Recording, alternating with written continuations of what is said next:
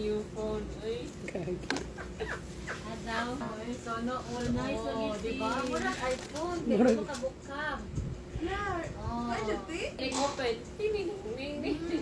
Lar, really good. Unpa, katang taas ni. Ay, ano? And free. Ang karang gabon.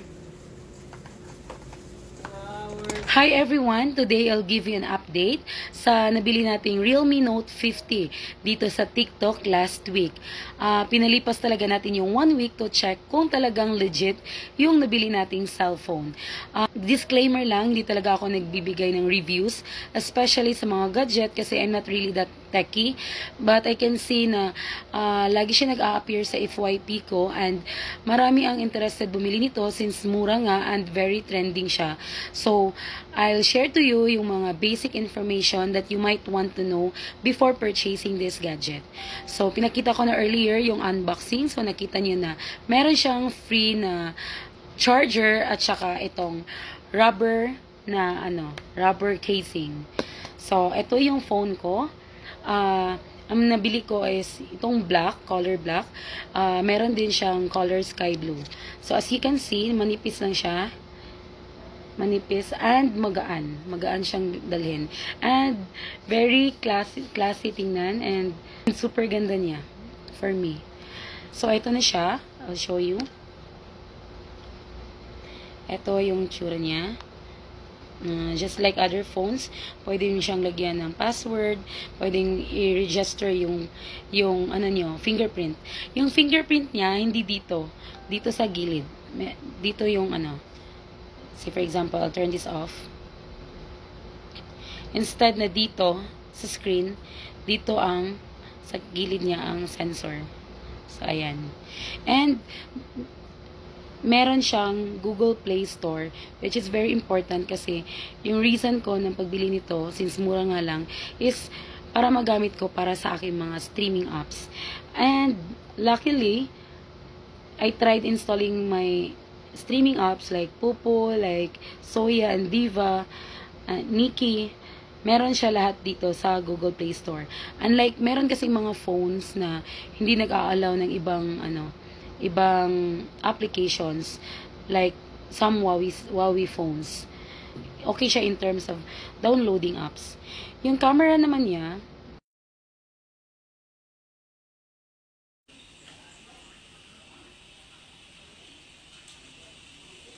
outdoor. Mathematics seminars, but we would like to encourage. As you can see, maganda naman yung kuha niya. Considering na mura lang yung phone natin. By the way, speaking of mura, ang price niya ngayon is around 3,040 and free shipping na siya.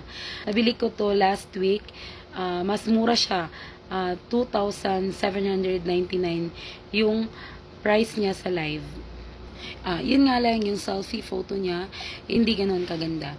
Which is, I think, understandable naman. Kasi nga, hindi siyang mamahalin tong phone. Pero acceptable naman yung photo niya. Hindi nga lang kasing ganda ng mga high-end na cellphones. In terms naman sa volume niya, ito yung pinakamalakas.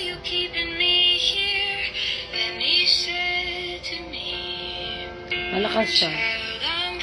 So, yun.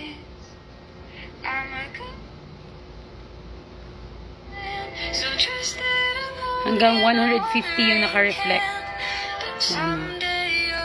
So, aside sa volume, pag open mo ng niya, yung menu niya, pag open mo, nakalatag lahat ng apps.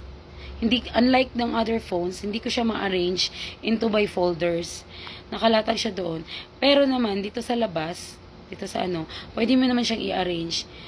Still, hindi ko rin makita yung mga paano siya i-arrange by folder.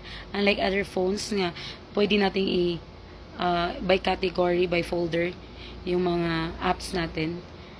So, ang ginawa ko na lang is, nilagay ko yung mga important na apps dito sa labas para easier for me to detect. Ito nakalagay sa about phone niya. Yung version niya is baseband and kernel. Android 13 na yung UI version niya. Octa-core yung processor. RAM niya is 4 GB and yung device storage niya is 64 GB.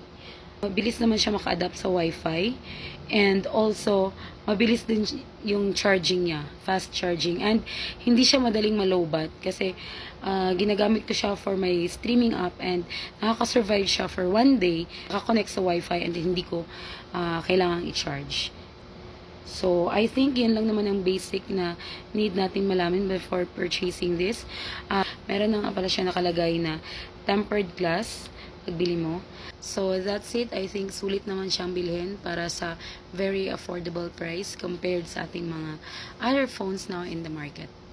And you might want to read also sa mga reviews kung mayroon pa kayong mga gustong malaman. Thank you!